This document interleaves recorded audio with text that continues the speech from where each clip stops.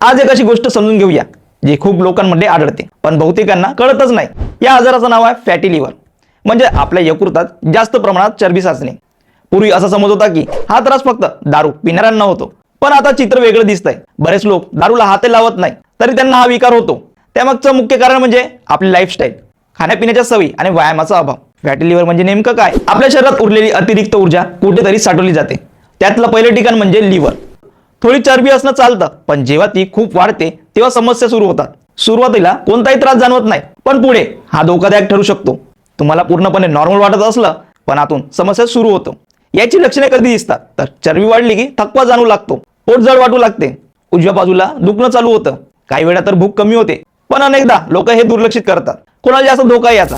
ज्याचं वजन जास्त आहे, ज्यांना डायबिटीज आहे, ज्यांना बीपी आहे, जे दिवसभर बसून काम करतात, ज्यांचा व्यायाम कमी आहे आणि सोबत गोड तळलेलं पॉकेटबंद खाणं जास्त असेल तरी हा धोका वाढू शकतो. पुढे काय होऊ शकतं? वेळीच लक्ष दिलं नाही तर लिव्हरला सूज येऊ शकते, जखमा होऊ शकतात, फायब्रोसिस सारखे गंभीर आजार होऊ शकतात आणि मग उपचार कठीण होतं. मग उपाय काय? उपाय खूप अवघड नाही आहे, पण सातत्य हवं. दररोजचं चालणं आणि व्यायाम, गोड पदार्थ, सॉफ्ट ड्रिंक, पॅकेटबंद ज्यूस कमी करणं, तळलेलं आणि जास्त तेलकट खाणं टाळणं. त्यासोबत आपल्या खाण्यामध्ये फळं, भाज्या आणि पूर्ण धान्य वाढवणं आणि सगळ्यात महत्त्वाचं म्हणजे वजन नियंत्रणात ठेवणं.